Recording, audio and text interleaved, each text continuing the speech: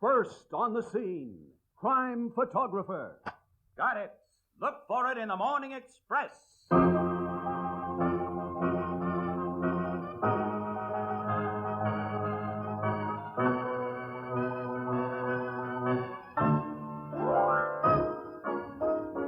CBS Radio brings back Crime Photographer, another adventure of Casey, ace cameraman of the Morning Express, who covers the crime news of a great city. With the original cast, author, and director, Crime Photographer, played by Stotts Cotsworth and written by Alonzo Dean Cole, tonight presents Road Angel.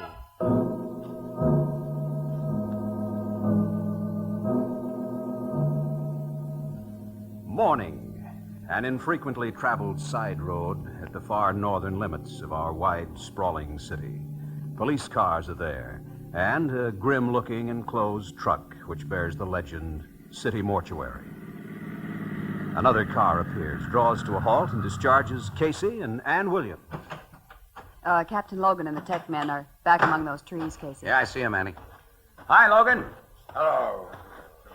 Morning, Miss Williams. Oh, hi, Captain Logan. Hi, Charlie, Pete, Frank. Hi, Case. Well, who's been killing who today? That I don't know yet. This guy was bumped off sometime last night. Mm-hmm.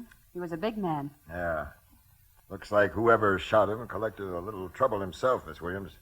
Look at the skinned knuckles on his right hand. A big boy here must have taken a healthy poke at somebody and connected, huh? 2 bullet holes in his head. Size 38 caliber, I'd say. 38 is right, Casey. We've already found one of the slugs. The other's still inside his skull. Okay for pictures, Logan? Yeah, go ahead. My tech guys have got their stuff. Thank you, pal. Any identification on the body, Captain? Plenty, Miss Williams. His name was Edward Pierce, and he was a farm machinery salesman in Ardmore, about 200 miles upstate. The killer took all his dough in his car, but didn't bother with his jewelry or personal papers, including car registration and driver's license. Robbery motive, then. Looks like. Hitchhiker job, Logan? That's my guess. Whoever he picked up must have pulled a gun and forced him out of his car here. Pierce took a poke at him and bang, bang. A kid cutting through this patch of woods on his way to school this morning discovered the body. Too bad this job wasn't done a little to the north of here, Logan, outside the city limits, huh? Yeah, less than half a mile, and cops in the next county would have had the headache. Mm-hmm. Why does everything happen to me?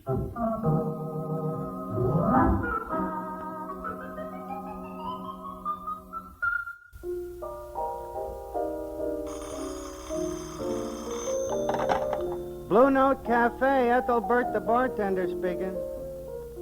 You want Doyle and Kirschbaum's dry goods store? I'm sorry, lady, but this is one of the wrongest numbers you could get.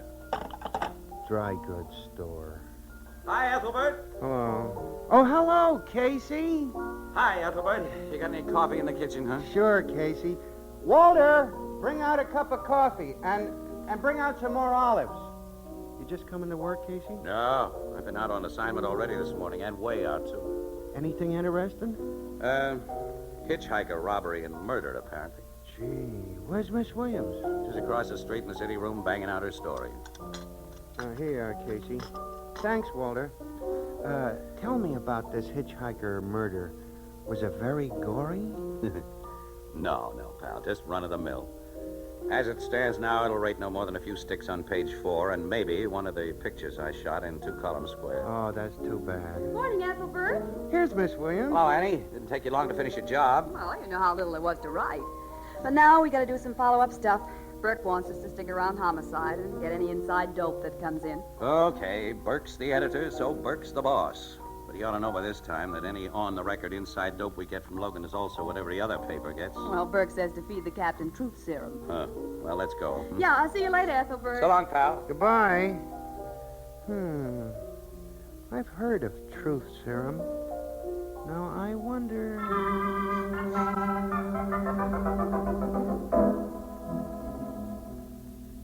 As I've just informed several of your competitors, Miss Williams, the state police found Pierce's car, undamaged and containing some very interesting exhibits. Well, how nice for our competitors, Captain. What are the exhibits? A fully loaded 9mm Italian Beretta pistol. It was wedged out of sight between the cushions of the front seat. And some beautiful fingerprints on the car door of a hoodlum named Carl Flagler, who was paroled about a month ago. Oh. Well, it looks like you're pretty close to your killer then, huh? Seems so. There's an 8-state alarm out for Flagler. Yeah, it'll be a relief to have an easy one for a change. Excuse me. Go ahead. Homicide, Captain Logan speaking. Put him on. State police again, Casey. Yeah? Hello, Colonel. You have? Oh, that's just swell. Say, that really does it. And what did the punks say? Sure, they're all innocent. Oh, you bet I'll come up. And see you this afternoon, Colonel, and thanks a million. They've got Flagler at headquarters barracks in Clinton County. And when he was picked up, he had cartridges for that 9mm Beretta pistol in his pockets. Well, looks like everything's over but the execution. You know, it's a nice day for a drive up to Clinton County, Annie. We'd be getting away from some humdrum work. Maybe the boss will... Oh, I'll call Burke right away and ask him. Yeah, tell him we can go in Logan's car and save the paper gas mileage. You chiseler. Say, Logan, you know, tying Flagler up with a 9mm foreign pistol kind of unties him from the 38 revolver slugs that went into Pierce's head. I've been trying not to think of that. What are you trying to do, spoil a beautiful day?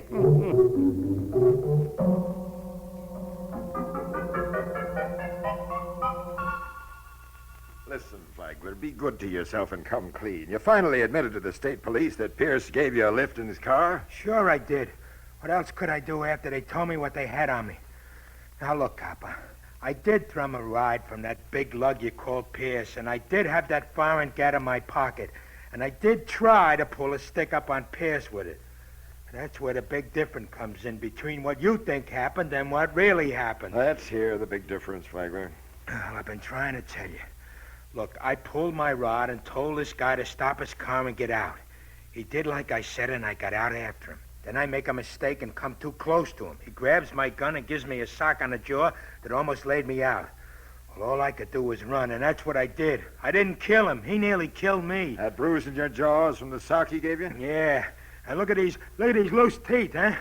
They prove I'm telling the truth, don't they? We can prove enough to burn you, Flagler. No jury will doubt that you killed Pierce. But I didn't. He was alive the last time I saw him, and he had my gun. I didn't have nothing to kill him You with. could have had 2 guns, couldn't you? I didn't. I swear I didn't. I tell you. I'm through with him for the time being, Colonel. All right, Captain. Take him away, Sergeant. Come on, Casey. Okay.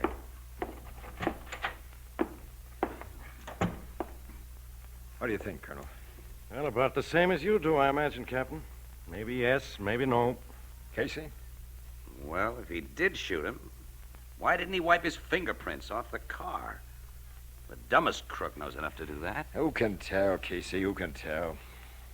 Colonel, you sure your tech man didn't find even a trace of any prints on that car excepting those of Flagler and Pierce himself? Only a few smudges that couldn't be developed. Pierce had washed and polished the car himself just before he left his home. Only a few hours ago, Casey. This looked like a beautiful day.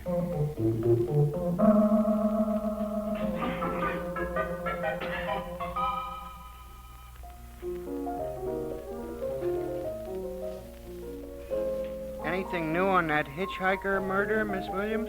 Well, plenty. Ethelbert, haven't you seen the Morning Express yet? Why, no. A fella left a Morning Globe on the bar here, so instead of buying your paper, I... You know, just imagine this fella. He'd rather save a nickel than read fresh news, Annie. I gotta be saving, Casey, when a certain friend of mine has owed me $16.50 for 2 whole weeks.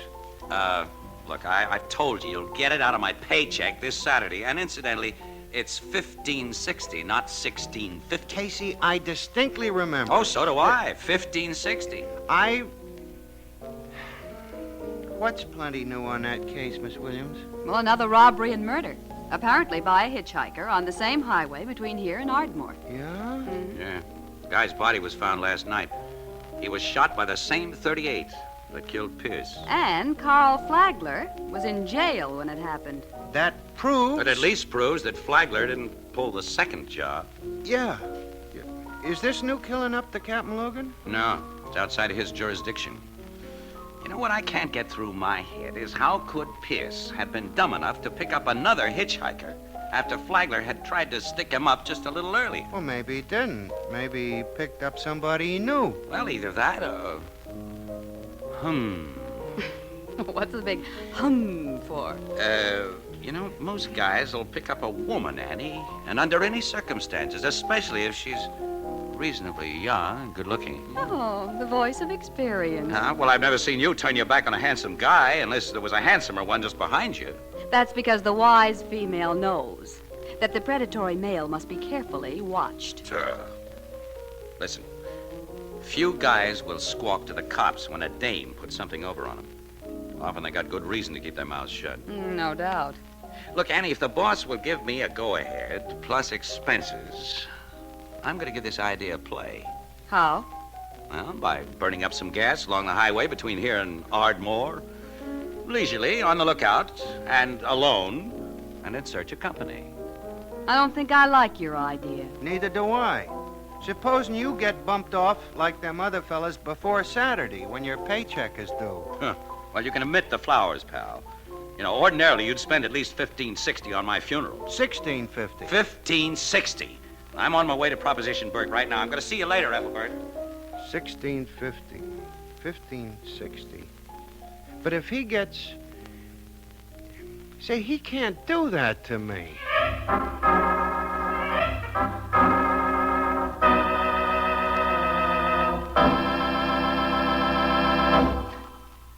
We'll return to Crime Photographer in just a moment. Kathy and Elliot Lewis, on stage, formerly heard at this time on CBS Radio, have left on a brief vacation. They'll be back at an early date at a somewhat later Wednesday night hour over most of these same stations. If you've enjoyed the original dramatizations and fine performances of this outstanding Hollywood acting family, be listening for the early return of Kathy and Elliot Lewis on stage at the Star's Address.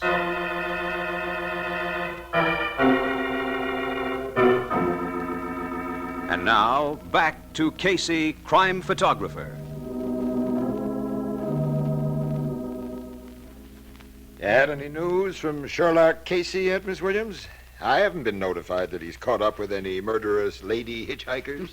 Neither have I, Captain Logan. Last night, after the first day, he phoned me from upstate and said 2 gals had thumbed rides with him. One turned out to be a lady librarian, and the other tried to sell him a magazine subscription.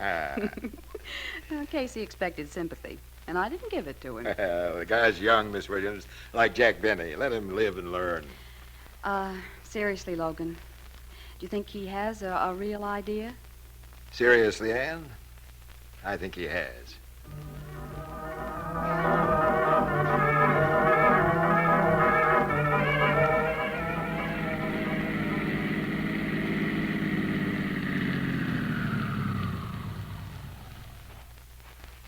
Fill her up, sir.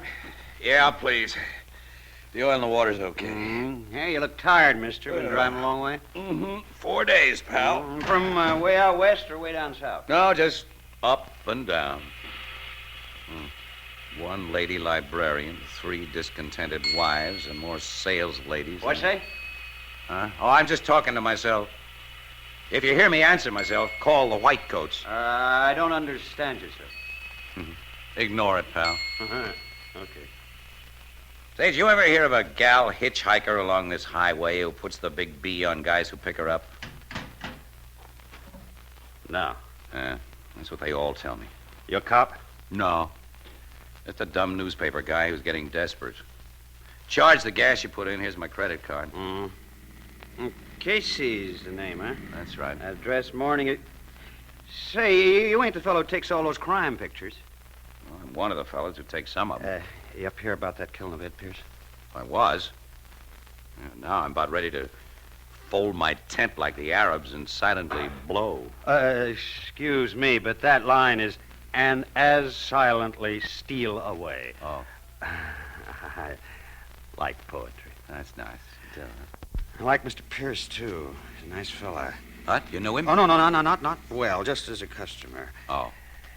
That Carl Flagler was arrested. Couldn't have killed that second fellow who was a bumped off. No. And I don't believe that Flagler bumped off Pierce either. Neither do I. Mr. Casey, I have heard something about a girl hitchhiker. You have? Yeah. Look, if it's anything I can use, you'll get $100 in the Morning Express, pal. And your name will be kept dark if you want it that way. No. I don't want any money, but I do want my name and business kept confidential, though. All right, that's how it'll be. All right, I'm not going to stall or beat around a bush. I didn't just hear about a girl hitchhiker. One was in my car, and she took me. Pal, you're the break I've been praying for.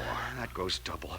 I felt like a skunk for not going to cops, is what I got to tell you, but I'm a family man, Mr. Casey. I got kids. I live in a small town, and if I told the police about me picking up a girl hitchhiker... Yeah, I know. Go ahead. Well, it's a since this girl's pulled her stuff and a lot of other fellas besides me, so I was hoping one of them would speak up. Tell me about the girl. Well, here's the works. Just 3 weeks ago, come Tuesday, I was driving alone to the big town when, standing beside the highway, I saw a young woman. She had one of those little overnight bags in one hand, and she wasn't summoned like some do, but just standing there looking wistful. Oh, yeah, I've fallen for that approach. The wind was blowing, pulling her dress kind of tight against her figure, and she had a swell figure. You know what I thought to myself? Maybe you better not tell me. Huh?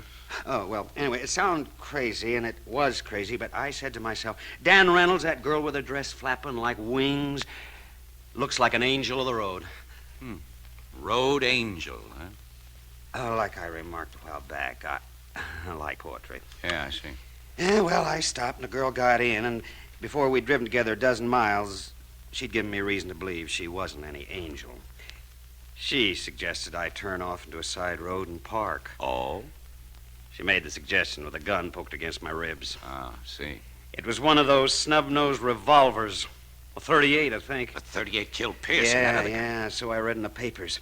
If this girl had been a man, I might have tried to take it away from him. As it was, I just let her take my money. Pierce and that other fellow she killed must have acted different. The cops found my car the next day.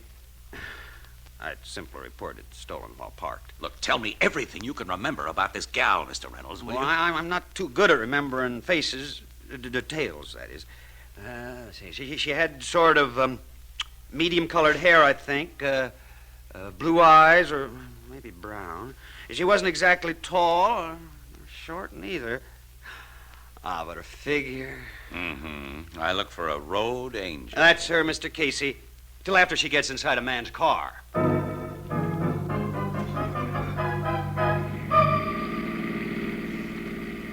Oh, 300 more miles up and down.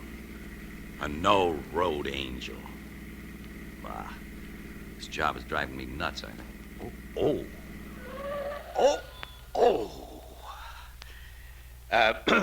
Can I give you a lift, sister? Oh, thanks. I was hoping somebody would stop. Oh, sure. Let me put that little bag of yours in the bag. Oh, it doesn't take up much room. I'll keep it beside me. Oh, okay. How far are you going? Canesville. A few miles this side of it, really. You going that far? Sure. Farther, right through. Oh, that's fine. Beginning to think so, too. My name is Casey. You care to give me yours? Why not? I'm Doris Chapman. Doris. Okay. Or do you want to be Miss Chapman? Does your wife permit strangers to call her by her first name? My wife? You know, a husband never knows what his wife permits strangers to do when he's not around. That's a very cynical statement. Oh, yeah, I'm a real cynical husband. You married? No.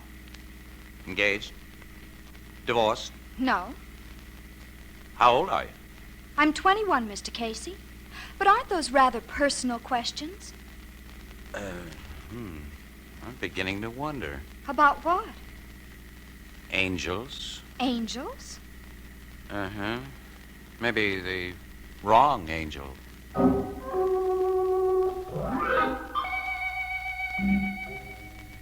Well, Mr. Casey, I had to leave college several months ago and take a full-time job. Uh-huh. Luckily, I found a nice one with a lovely family. The job pays well, but supporting my younger brother, I must economize. Oh, sure. Well, that's why I try to save bus fare, as I've done with you. Oh, I didn't mean to tell you all this, but you've been nice. Not like a lot of men I've met, so I owed you an explanation. Oh, no, you didn't. Not at all, you did. Gee, I'm mighty glad you felt like giving it to me, though. You're an okay kid. How often can a guy be wrong? Men are always wrong. What? This is a gun you feel in your side, sap. Why, I see it is. It's a 38, snub-nosed. Turn right. You're calling the turns. I always do. Boy, you really fooled me with that act of yours. I've got different acts for different men. You know your men, huh? I've had reason to know them. They're all lousy. Now stop your car. Now get out. Okay. Give me your dough. Here's my wallet. Help yourself. Thanks. Now take a nice long walk. That's what a man told me to do one time when he threw me out of his car. So long, sap. So long. Angel. Now, how could she? Oh, how will I ever explain this?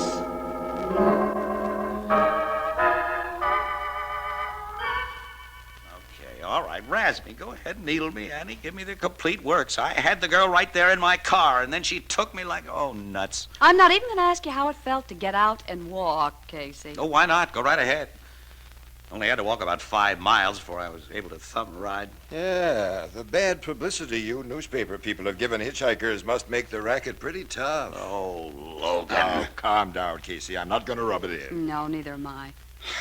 Well, thanks. You know, I'd have taken a chance on getting that 38 away from her if I don't know, I just couldn't sock even her sort of a gal. Casey, you remember pretty exactly what she looks like. Oh, I haven't been photographing people all these years without looking at them. I can even tell you the shade of lipstick and nail polish she uses. You didn't have that sort of description to go by. Miss Williams will have it. Huh? Annie will have it? Me? Casey, from what you told us, this road angel is very anti-man, which has given me a kind of a sort of a idea.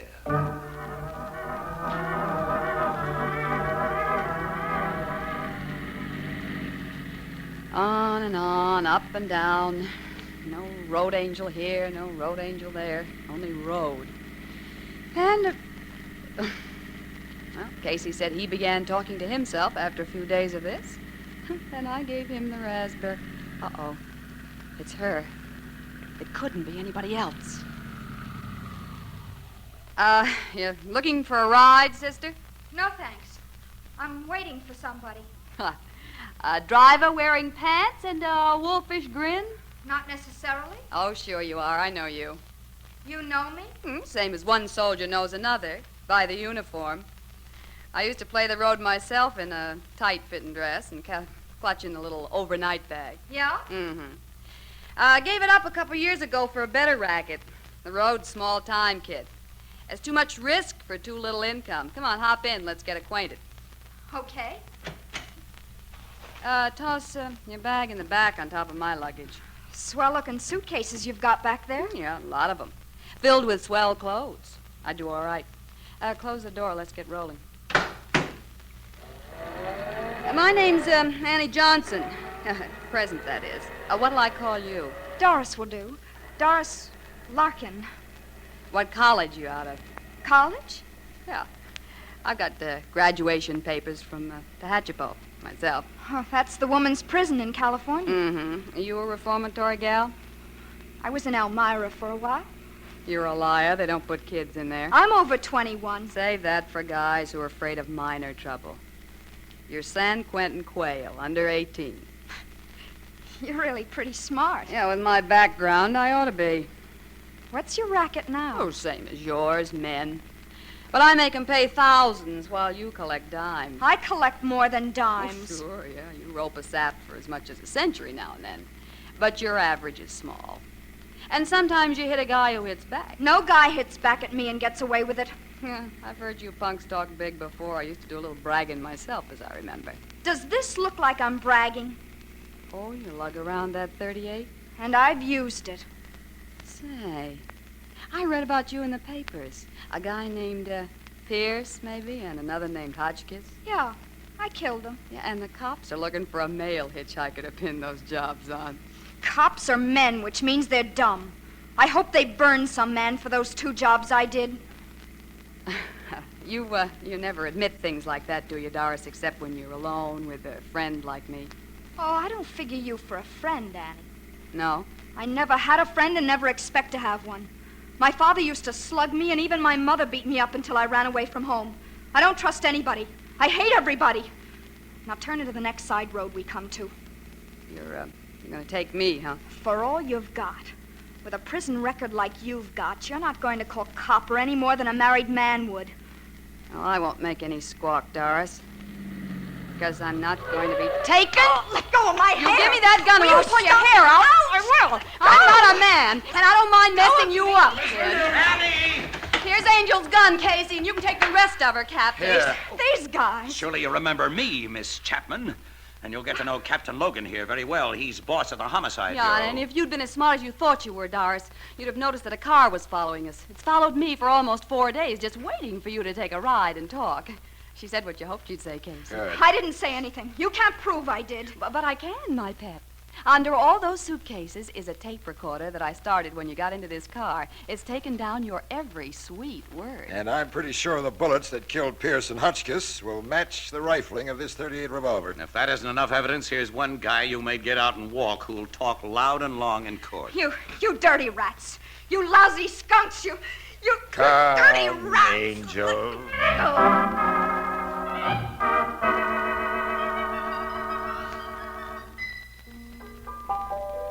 That Doris's .38 revolver proved to be the one which killed them fellas, huh, Casey? Yeah, Ethelbert, that's right. And that, plus the confession that Miss Williams got, will bring a conviction from even the dumbest jury. Meaning all-male jury. Oh.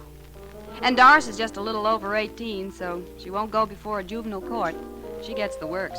Any girl as bad as her deserves the works, I suppose. Well, the people who made her bad deserve it, Ethelbert, too. Kids like her don't just happen, you know. No, they don't.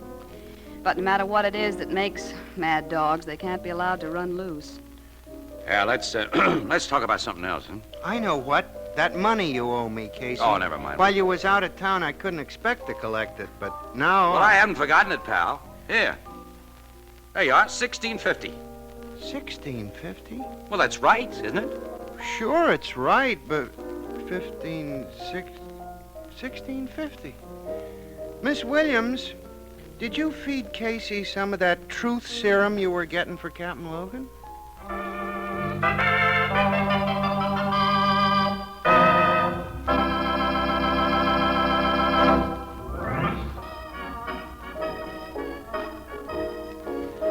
You have been listening to Crime Photographer, played by Stotts Cotsworth and based on the original character created by George Harmon Coxe, is written for radio by Alonzo Dean Cole, with Jan Miner as Anne, John Gibson as Ethelbert, Bernard Lenrow as Captain Logan, Lou White's original music, and Teddy Wilson as the Blue Note pianist. Crime Photographer is produced and directed by John Dietz. Join us again next Wednesday night at this same time for another fast-moving adventure with Casey, Crime Photographer. For our men in uniform overseas or anywhere away from home, home is mail call. Through the letters you send to those you know, you brighten life and make home close. Write often all the items you know about the place he left behind. Make your friend or relative glad instead of sad when mail call rolls around.